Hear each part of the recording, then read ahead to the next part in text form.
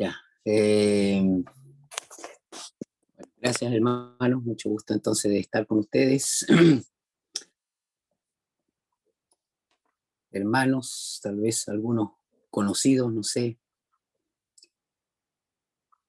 Algunos todavía no son hermanos, no sé yo exactamente la audiencia que tenemos en esta tarde. Confiamos en que la palabra sea provechosa para todos. Yo necesitaría que me permitan, a ver si es posible, compartir pantalla en algún momento. ¿Sí? ¿Estoy disponible? Ya, ok, gracias. Muchas gracias. Mire, lo primero es que quiero invitarles a que leamos en la epístola a los Hebreos y en el capítulo 6, Hebreos capítulo 6.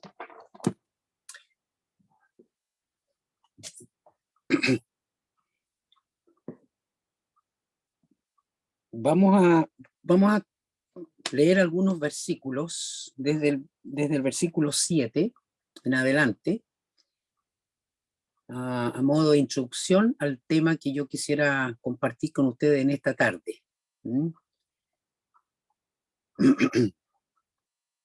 Si hay algún comentario que quieran hacerme ahí en el chat mientras voy exponiendo, sientan libertad de hacerlo, o tal vez al final, si hay alguna pregunta, algún comentario, sientan libertad nomás, que estamos para compartir la palabra.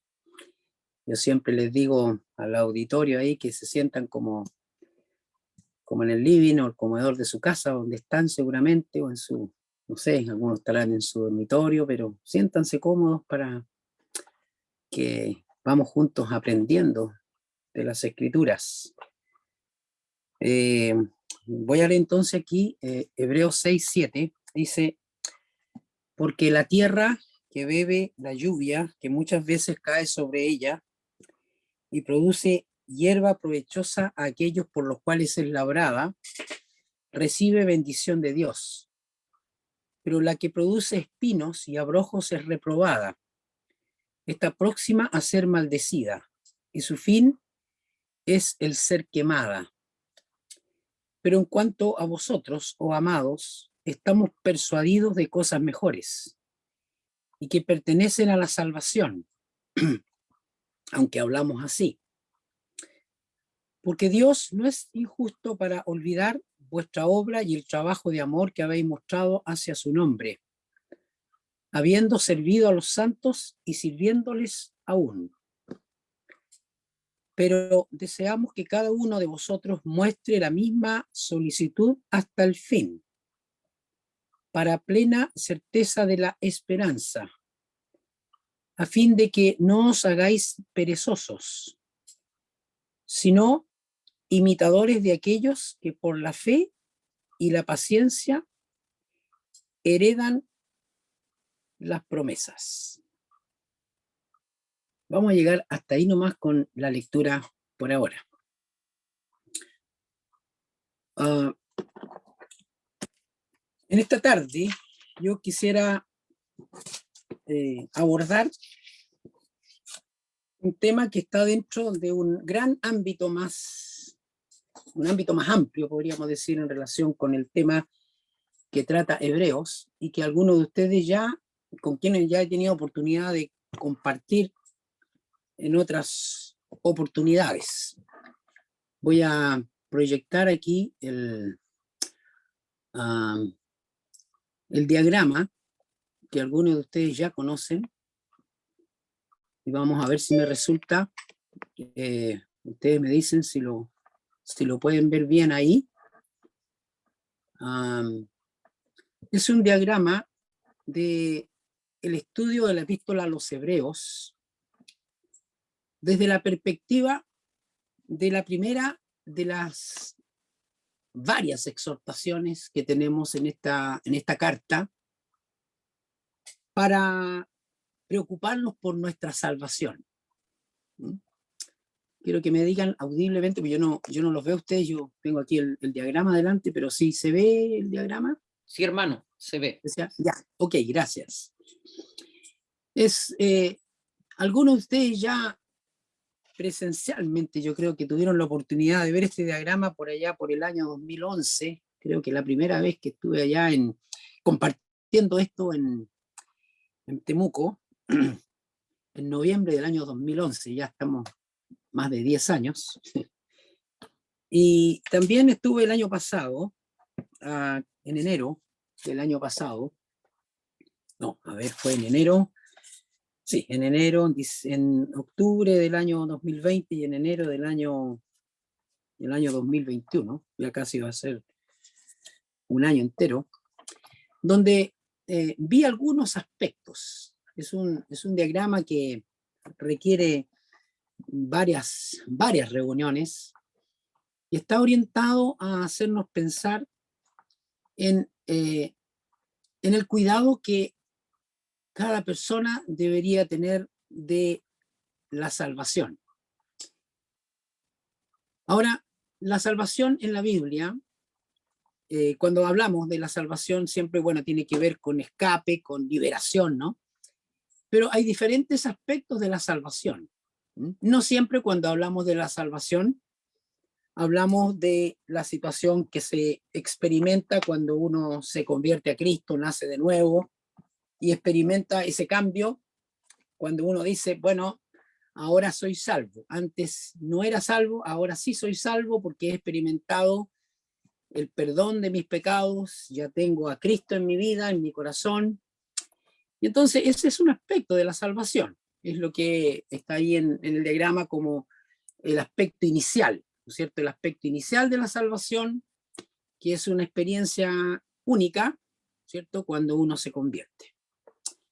Pero hay otro aspecto de la salvación que tiene que ver con el presente, ¿eh? Es decir, cuando específicamente el escritor de los Hebreos nos hace una presentación de la grandeza, de la excelencia de la persona del Señor Jesucristo, en el capítulo 1, ¿no es cierto? Y empieza a hablar de quién es aquel que es el superior a todo, ¿no? Es aquel a través del cual Dios se ha revelado a nosotros, ¿no? Es el heredero de todo, el creador del universo, ¿ah? El resplandor de la gloria de Dios, ¿no? La imagen de la sustancia divina, el sustentador, aquel que ha efectuado la purificación de los pecados de todo aquel que ha confiado en él, aquel que está sentado en alta majestad a la diestra del Padre, habiendo resucitado. Todas aquellas expresiones que nos dan cuenta de la grandeza del Señor, pero a través de la epístola, a través de toda la carta, él nos empieza a hablar de aquellas grandes cosas, de las cosas sublimes, ¿ah? De cosas muy elevadas, ¿ah? Las cosas grandes, ¿ah? Aquí en el capítulo 2, de donde está inspirado, digamos, este diagrama, que como digo, he confesionado a través de los años, y cada vez voy meditando, agregando y pensando nuevamente en esto. Nos dice allí en el versículo 3, ¿cómo escaparemos nosotros si descuidamos una salvación tan grande? ¿Cómo escaparemos? Él escribe a hebreos, ¿no? A israelitas que han experimentado un cambio, una transformación, aunque a medida que vamos avanzando en el estudio, da la impresión de que obviamente no todos habían experimentado un genuino cambio en su vida.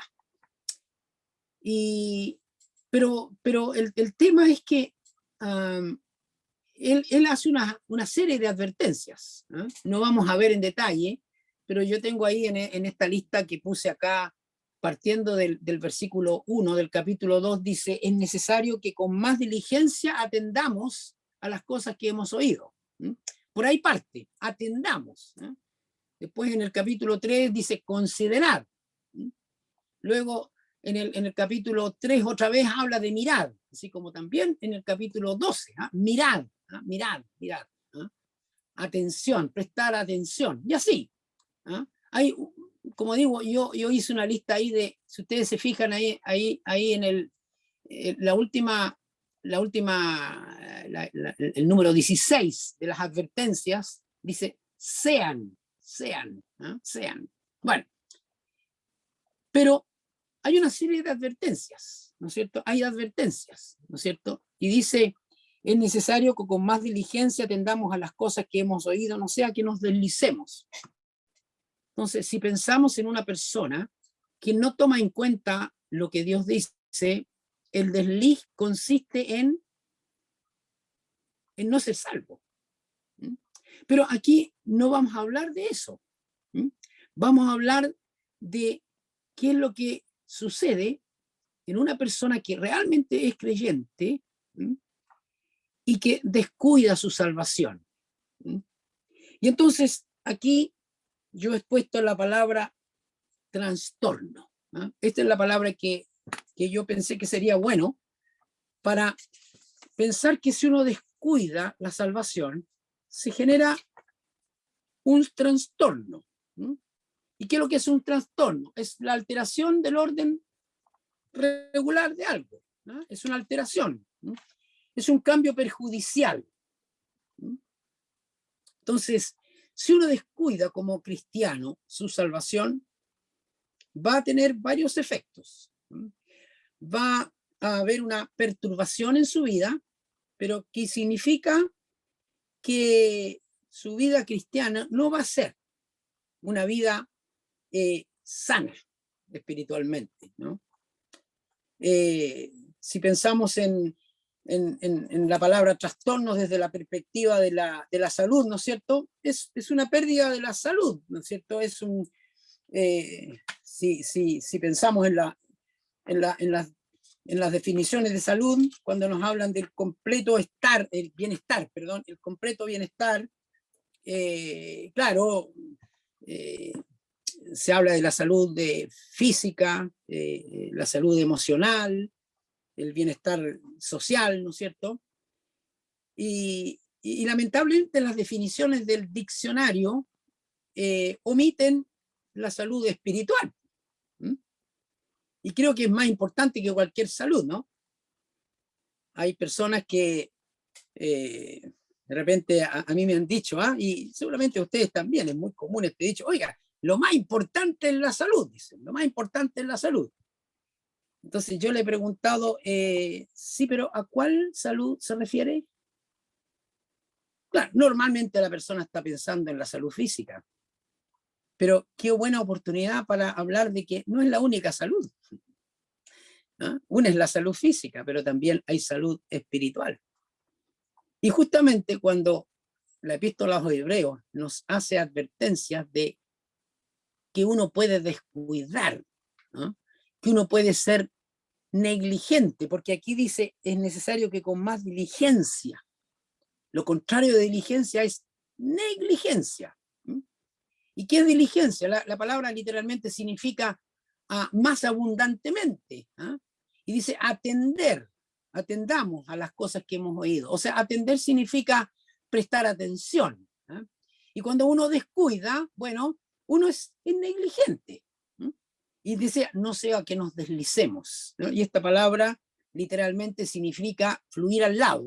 Deslizarse significa, es como cuando uno pierde el control, ¿no es cierto? Y uno va pasando por un lugar resbaloso y pierde el control, se desliza. Y hay un momento, lo único que tiene que hacer es tratar de caer lo mejor posible para no dañar su cuerpo, ¿no? Pero significa realmente pasar de largo, perder el control, perder el rumbo. Y entonces, qué triste es cuando una persona, un creyente en Cristo, pierde el rumbo, como que pierde el objetivo de su vida. A mí me dio mucho gusto hace, a ver cuándo sería, un par de días atrás, el viernes, conversando con un joven que recientemente ha dicho haberse convertido. Me dice, estaba pensando en la venida del Señor. Y él quería saber más de la venida del Señor. Me dice, descubrí una cosa, me dijo. ¿Qué será? Un poco más de un mes y medio, 2 meses que él dice haberse convertido. Me dice, descubrí que realmente yo lo que tengo que hacer es dar testimonio, es ser testigo de lo que el Señor ha hecho en mi vida. Tengo que hacerlo porque el Señor va a venir pronto. Y saben, me dio una satisfacción tan grande porque Yo dije, realmente ahí está el objetivo, el real norte de la vida de un creyente. Ahí donde está el, el, ahí donde uno tiene que hacer puntería, ¿no es cierto? Ahí donde tiene que tratar de dar el blanco. ¿Ah? ¿Ah? No perder el control, no pasar de largo, no desviarse. ¿Ya? Ahí es donde tenemos que pensar, ser un testimonio, un testigo. Pero la escritura aquí en el libro de Hebreos, a medida que va desarrollando lo que es la persona del Señor Jesús, nos va mostrando cómo uno, si descuida su salvación, puede, en primer lugar, puede tener trastorno. Entonces, por eso ahí en las columnas que están abajo, el primer trastorno que puse allí, que lo tratamos hace algún tiempo atrás, el trastorno en el corazón, ¿no es cierto? Luego en el capítulo 4 habla de el reposo, ¿ah? El descanso, trastornos. ¿Ah? ¿Mm? Hay trastornos del corazón y que habla lógicamente del centro de nuestros afectos, de nuestros sentimientos, de nuestros pensamientos. Eso es el corazón, nuestro corazón. ¿Ya? Y puede haber un trastorno si descuidamos la salvación. Pero también habla del pueblo de Israel cómo experimentó un trastorno en su reposo. No reposaron. ¿Eh? Cuando Dios le dio la tierra, la tierra prometida, tenían que luchar y luego entonces entrarían el reposo de Dios, bueno, por falta de la incredulidad. Y bueno, ahí habla varias cosas que en el capítulo 4 nos hablan de un trastorno en esa área. Pero luego en el capítulo 5 también estuve considerando con ustedes, no sé si estaban todos presentes, pero vimos trastornos del desarrollo. ¿Ah? Quienes estudian la conducta o el desarrollo, ¿no es cierto? Los que tienen que ver con la atención de los niños, la atención primaria, en fin, o tienen que ver con la alimentación allí en las diferentes áreas donde se desenvuelven algunos profesionales, hablan de que hay personas que tienen trastornos en el desarrollo, pero también trastorno a la alimentación. Pero ahora vamos al capítulo 6 y entonces yo quisiera compartir con ustedes algo que dice relación con un trastorno de los trastornos de conducta.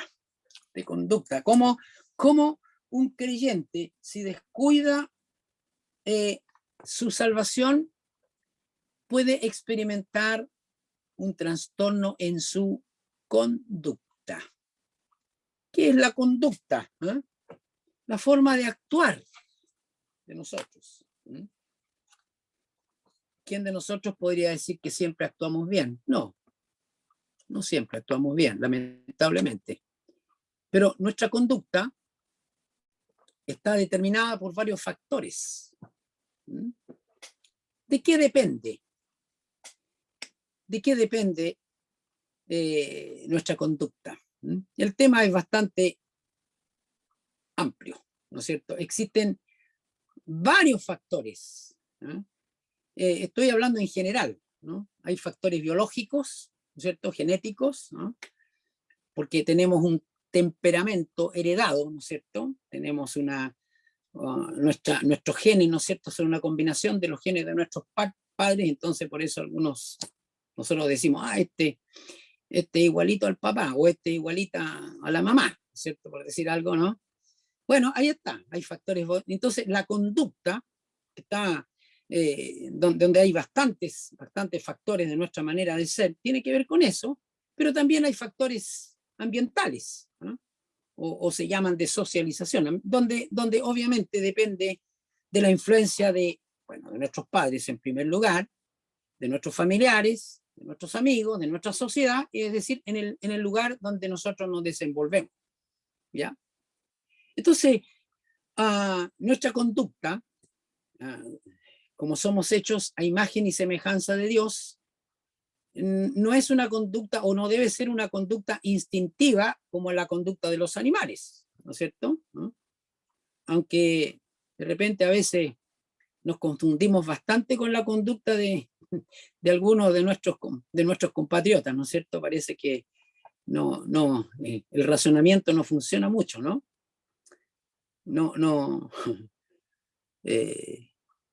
A veces hay bastante de instintivo, aunque obviamente hay ciertos instintos que nosotros tenemos, pero nuestra racionalidad, nuestra emocionalidad debería estar por sobre aquella conducta instintiva, ¿sí?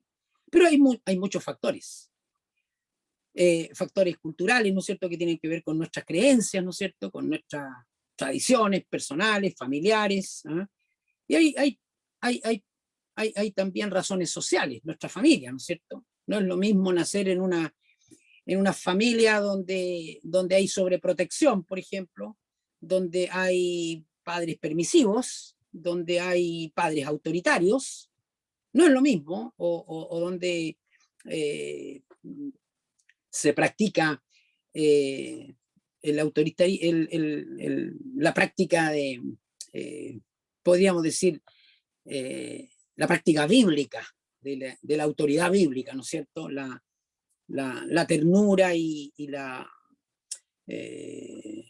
la firmeza, ¿no es cierto? En combinación, ambas para actuar de una manera adecuada en la crianza de los hijos, ¿no? Los medios de comunicación también afectan en la conducta, ¿eh? Y así, pues hay bastantes factores, ¿no es cierto? Los factores genéticos tienen que ver tal vez con enfermedades complejas que a veces heredamos, ¿no es cierto? Pueden ser situaciones de tipo emocional, mental, pero también hemos dicho que el temperamento, ¿no es cierto? El nivel de actividad, el nivel de sociabilidad, el nivel de emocionalidad determinan nuestra conducta y obviamente cada uno tiene su propia personalidad y también el nivel de estrés afecta en nuestra conducta y lógicamente las experiencias personales. Pero esto a modo de marco general, ¿por qué estoy diciendo esto? Porque comencé leyendo en el versículo 6, en el versículo 7, que habla de la tierra que bebe la lluvia, que muchas veces cae sobre ella, produce hierba provechosa, a aquellos por los cuales es labrada, recibe la bendición de Dios, y en el otro extremo tenemos esta tierra que produce espinos y abrojos. Es decir, el mismo efecto que debería ser benéfico, la lluvia, ¿no es cierto?, que genera un buen producto, ¿no es cierto?, en el caso de una buena tierra, en otros genera un efecto absolutamente contrario. ¿Por qué estoy ligando esto con lo que viene a continuación? Porque creo que es una buena explicación que tengo para cuando me preguntan, bueno, ¿y cuál ve usted que ha sido el efecto de esta pandemia en la vida espiritual o en la vida en general de las personas, ¿no? Bueno, es un efecto doble. Yo he conversado con personas para las cuales este tiempo ha sido una real bendición en su vida. Pensemos en personas inconversas, a las cuales, en buen chileno, no sé si los que son de otros países entenderán el lenguaje, se les ha movido el piso, ¿eh? Como que realmente todas sus convicciones han sido, si tenían una vida así como tranquila, consumiendo, viviendo su vida en el trabajo, disfrutando de cierto bienestar, de cierta, bueno, para qué decir, de la libertad, de poder salir, de poder... ¿ah? Y resulta que llega el momento en que un virus microscópico transformó la vida de esa persona y se dio cuenta de su fragilidad. Se dio cuenta de que no lo tenía todo bajo control y que más aún, casi nada lo tiene bajo control. Y ahí está, teniendo que protegerse, refugiarse y con todas las complicaciones que ha significado. Entonces hay personas que realmente una situación como una dificultad como esta ha sido como una lluvia de bendición, porque esa persona ha recapacitado, ha pensado y se ha vuelto a Cristo. Yo no sé quiénes de ustedes son verdaderamente cristianos y quiénes todavía no, pero si hay alguna persona que todavía no se dé cuenta de su necesidad de salvación, yo creo que ya es tiempo, suficientemente tiempo como para que piense, necesito preocuparme de mi propia vida, necesito preocuparme de mi pecado, necesito preocuparme de mi estilo de vida que estoy viviendo, a dónde me lleva. Y bueno, y si es un creyente en Cristo, tiene que pensar, bueno, yo estoy viviendo un trastorno en mi salvación, estoy creciendo espiritualmente como corresponde, estoy creciendo en la gracia y en el conocimiento del Señor, como dice ahí la segunda epístola de Pedro, estoy madurando, estoy siendo moldeado, mi carácter está siendo moldeado a la semejanza de Cristo, o realmente voy en retroceso en este propósito del Señor. Y mi conocimiento del Señor, estoy disfrutando más del Señor, estoy más cerca de Él, estoy gozándome en Él, cada día de mi vida. Bueno, cada uno tiene que preguntarse. Y entonces esta lluvia que cae sobre la tierra, dice en algunos casos produce hierba provechosa. Está generando una hierba provechosa en nuestra vida está siendo más productiva, más provechosa para otros. Y fíjese qué maravilla cuando uno vive una vida productiva, provechosa, hay una satisfacción muy grande, hay un gozo. Y ese gozo es el que él quiere el gozo que es el gozo que el Señor quiere que tengamos para compartir con otros y seamos testigos fieles de su amor, de su gracia. Pero, dice, esta misma lluvia en otros produce espinos y abrojos, como maleza. Y dice, es reprobada y está próxima a ser maldecida. Y su fin es ser quemada.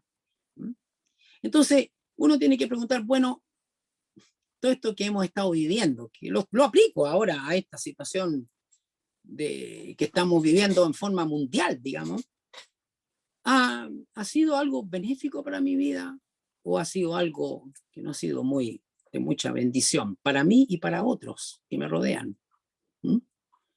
Entonces, cuando alguien me pregunta, ayer no, a ver, en la semana pasada, alguien me preguntaba, oye, ¿cómo ha visto usted este tema de la pandemia? Bueno, siempre le digo, un doble aspecto. En algunos casos ha endurecido el corazón de mucha gente. La situación, ya veníamos con conflictos bastante serios, aún antes de empezar la pandemia en nuestro país y bueno, en los demás países, en los cuales nosotros estamos viviendo. Pero en algunos casos ha agravado esa situación, pero uno da gracias al Señor que en otros la lluvia ha producido buenos resultados.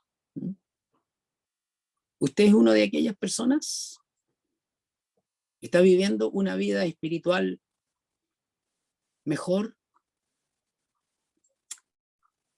más fructífera?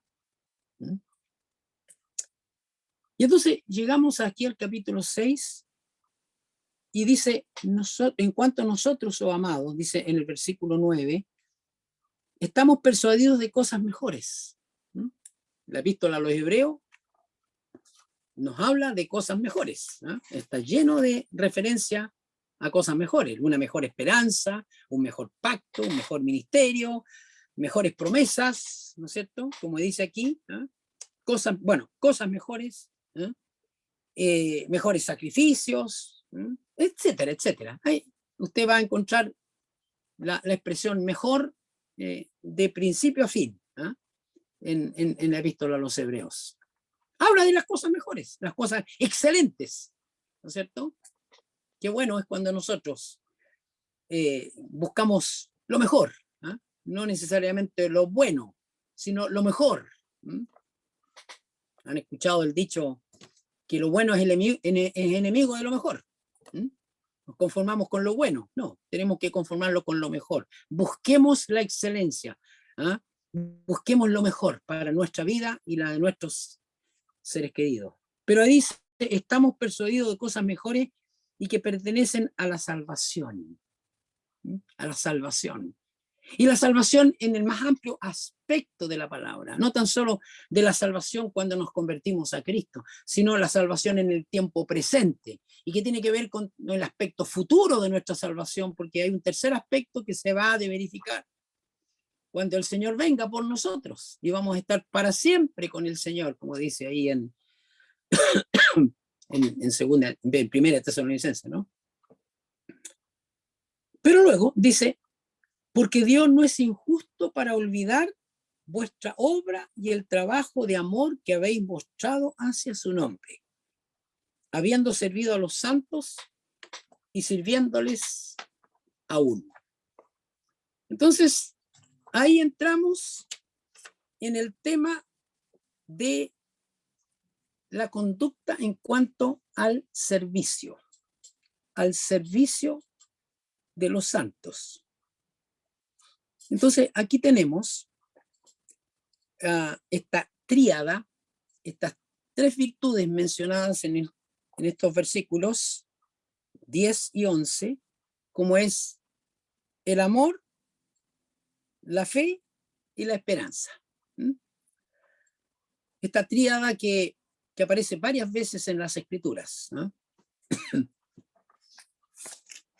Cito alguna de ellas.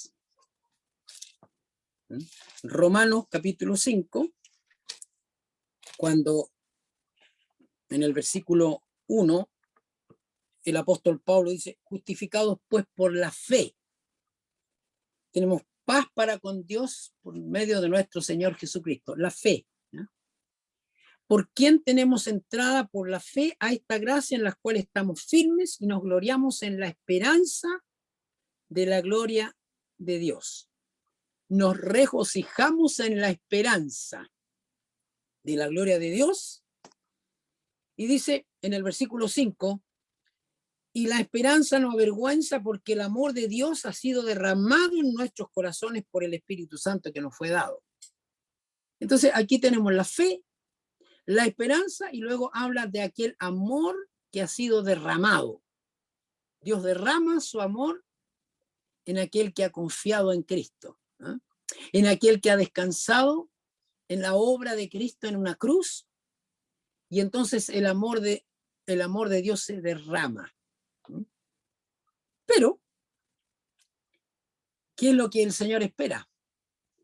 Que ese amor que Él ha derramado en nosotros lo derramemos o lo compartamos, lo expresemos hacia otros. Y esa es una de las evidencias de la conversión de una persona. Es una de las varias evidencias que la Escritura nos muestra cuando nos dice, bueno, si usted dice que ama a Dios, a quien no ha visto, ¿no? Y no ama a su hermano, a quien ha visto, como dice, es un contrasentido, ¿cierto? Si yo digo que amo a Dios, voy a amar a mi hermano. Pero el apóstol Pablo en 1 Corintios 13, ahí donde está tal vez la cita más común, ¿no es cierto?, de esta tríada de cosas, de estas virtudes que aparecen aquí, ahora permanecen la fe, la esperanza y el amor.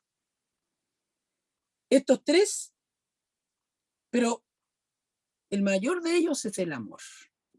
Nunca olvidemos eso. El mayor de estas tres cosas que aparecen unidas en muchos pasajes de las Escrituras es el amor. El amor. Puede que no tengamos una fe adecuada, tal vez nuestra esperanza no está muy bien guiada, controlada, condicionada, pero sí preocupémonos por el amor. ¿Cómo estoy en el amor? Acuérdense que No estamos autorizados a deber a las demás personas y lo único que siempre vamos a estar debiendo es el amor. Romanos capítulo 3. ¿Se acuerdan, no es cierto? No debáis a nadie nada, sino el amaros los unos a los otros. En eso siempre vamos a estar en deuda. Ojalá, nunca dejemos de pensar que estoy en deuda, mi amor, para con mis semejantes, especialmente para con mis hermanos en Cristo. Entonces tenemos que escudriñarlo nosotros y obviamente cuando nosotros vamos a Hebreos capítulo 6 y vemos el servicio a los santos, ahí vemos qué es lo que hay detrás de aquel servicio. Un servicio auténtico, un servicio agradable al Señor, el amor, la motivación del servicio. No el servicio para que me vean, no el servicio para que comenten positivamente de mí, no, el servicio por amor, por amor. Por eso que ahí en Gálatas capítulo 5 dice, nosotros por el Espíritu aguardamos por fe la esperanza de la justicia, porque en Cristo Jesús ni la circuncisión vale algo, ni la incircuncisión se la fe, sino la fe que obra por el amor. Ahí está otra vez la relación entre fe, esperanza y amor, ¿no? Y ahí después en los Colosenses también hay una cita, ahí en el capítulo 1, versículo 4, dice, habiendo oído de vuestra fe en Cristo Jesús y del amor que tenéis a todos los santos. Ahí está la fe en Cristo Jesús y el amor, íntimamente relacionado, y luego dice en el versículo 5 de Colosenses 1, a causa de la esperanza que os está guardada en los cielos, de la cual ya habéis oído por la palabra verdadera del Evangelio. Otra vez tenemos entonces esta tríada, pero, mire, nuestro desarrollo espiritual, nuestro crecimiento, está sostenido por, podríamos decir, como un trípode, ¿ah? Por este trípode, ¿ah? En el cual está sostenida nuestra vida cristiana y podríamos decir que si falta alguna de estas, hay un problema.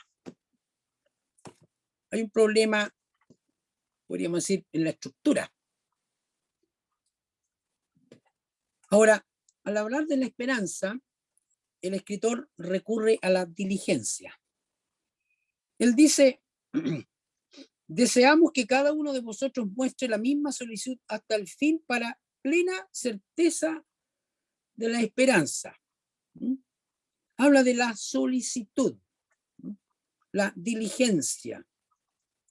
Y al advertir sobre esto, él habla de que no nos hagamos perezosos, dice en el versículo 12, ¿no? A fin de que no os hagáis perezosos, que no os hagáis perezosos. Podemos volvernos perezosos, descuidados, ¿sí? Sobre nuestra diligencia. ¿Para qué? Para actuar con amor en el servicio de los creyentes, de los santos. Y por eso entonces aquí tenemos un trastorno en nuestra conducta, un trastorno en nuestra manera de vivir. Obviamente, si no estamos dependiendo del Señor, si no estamos leyendo las Escrituras, si no estamos orando, y también si no somos sinceros en relación con nuestras prácticas espirituales, tampoco va a haber crecimiento. Lo que tiene que ver con nuestro corazón, que comienza el escritor ahí en Hebreos capítulo 3, ¿no? El corazón, ¿no? Diligencia en cuanto al corazón, el cuidado del corazón, que nuestro corazón, que el centro de nuestros afectos, de nuestros pensamientos, de nuestras emociones esté bien puesto en la persona del Señor, ¿no? Y dice, Dios no es injusto para olvidar vuestra obra y el trabajo de amor. La obra y el trabajo de amor que habéis mostrado a su nombre.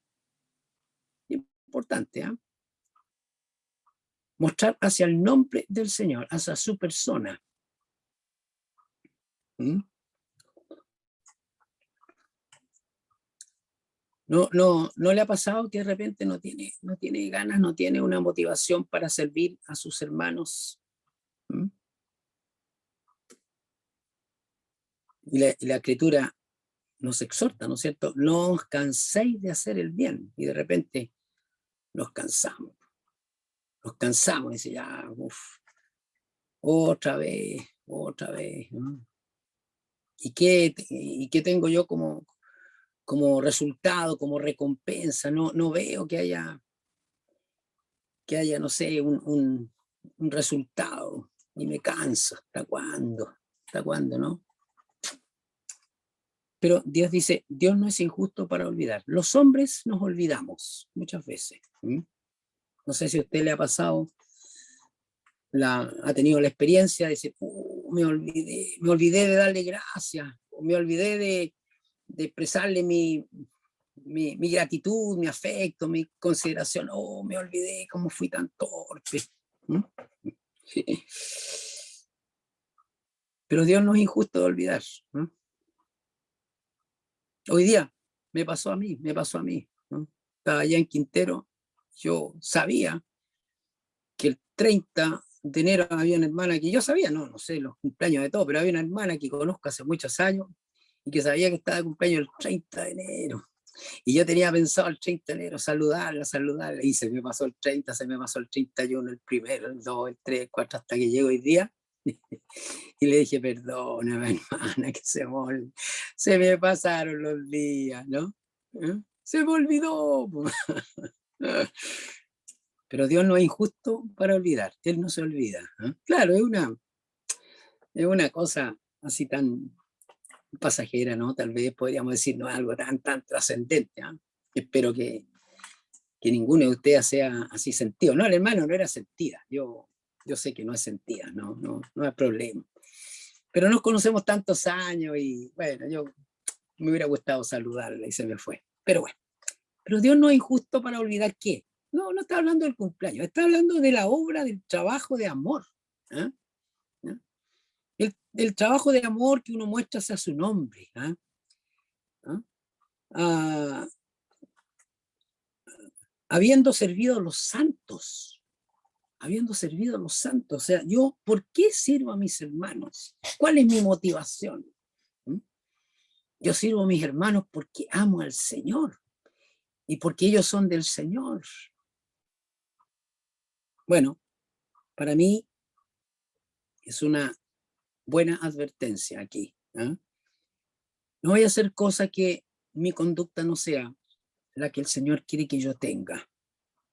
Debo procurar ser más cuidadoso en mi vida espiritual, habiendo servido a los santos y sirviéndole aún, ¿no?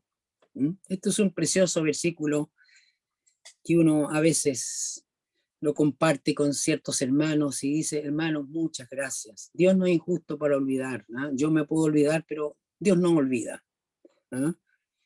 Él conoce. Porque nuestro trabajo en el Señor no es en vano, pero también Él dará recompensa. ¡Qué maravilla! Nos salva gratuitamente, nos perdona, nos limpia, nos transforma y mire, nos quiere recompensar y nos va a recompensar. Y luego dice el escritor, deseamos que cada uno de nosotros muestre la misma solicitud hasta el fin, para plena certeza de la esperanza, a fin de que no os hagáis perezosos, sino imitadores de aquello que por la fe y la paciencia heredan las promesas. ¿Qué dice el apóstol Pablo cuando escribe a los romanos? En el capítulo 12, en el contexto de los dones espirituales, ¿no es cierto? Él dice en el versículo 11,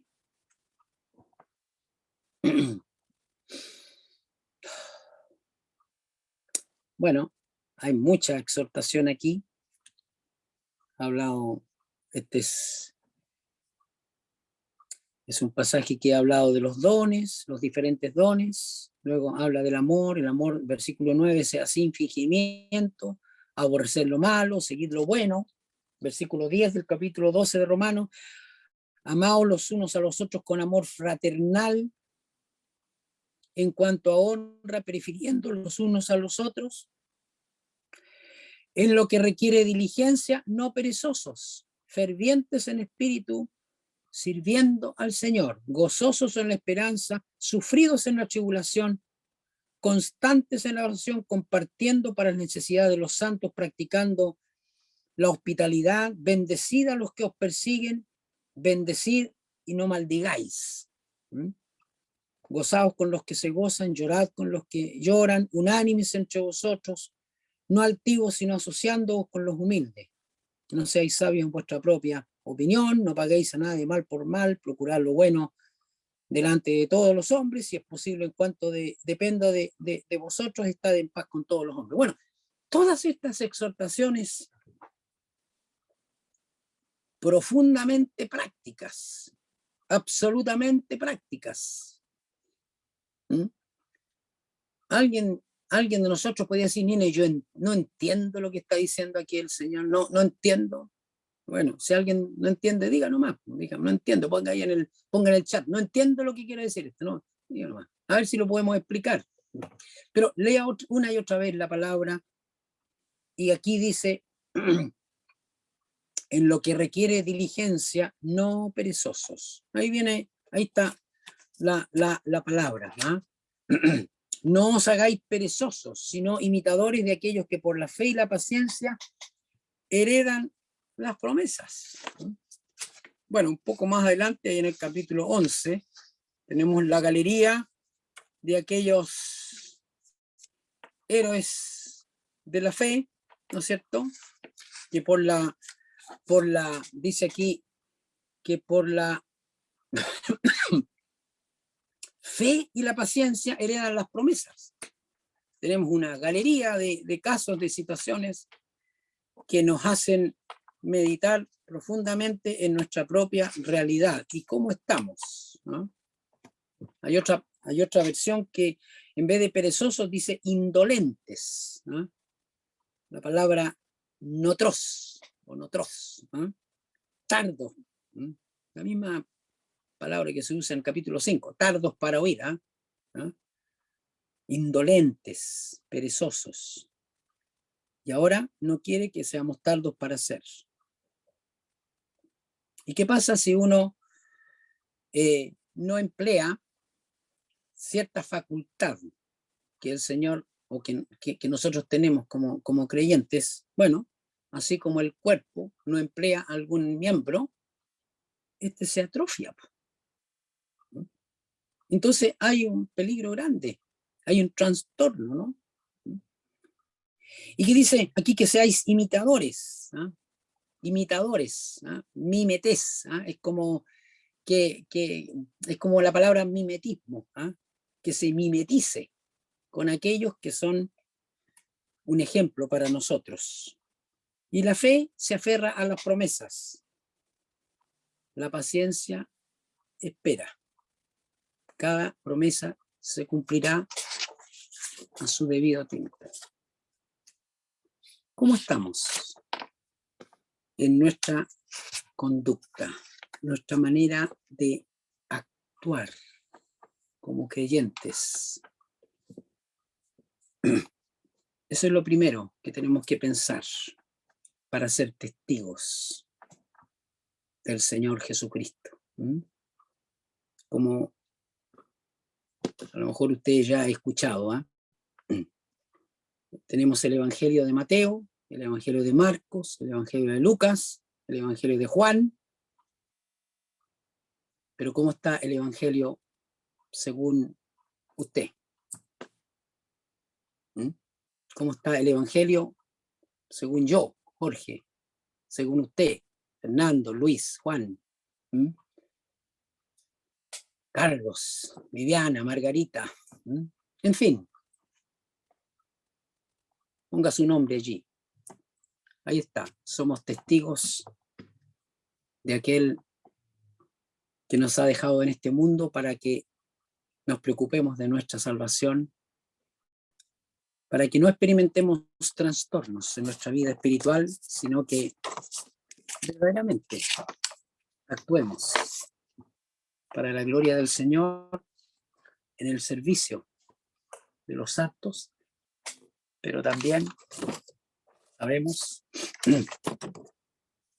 haciendo bien a todos, mayormente a los de la familia de la fe, pero siendo un testimonio claro y vivo del Señor hasta que Él venga. Vamos a llegar hasta aquí con este aspecto de los trastornos, y que el Señor les ayude a ustedes, que nos ayude a cada uno de nosotros para vivir de manera consecuente y no descuidar tal vez este aspecto de nuestra salvación. Gracias por su paciencia y el Señor les bendiga.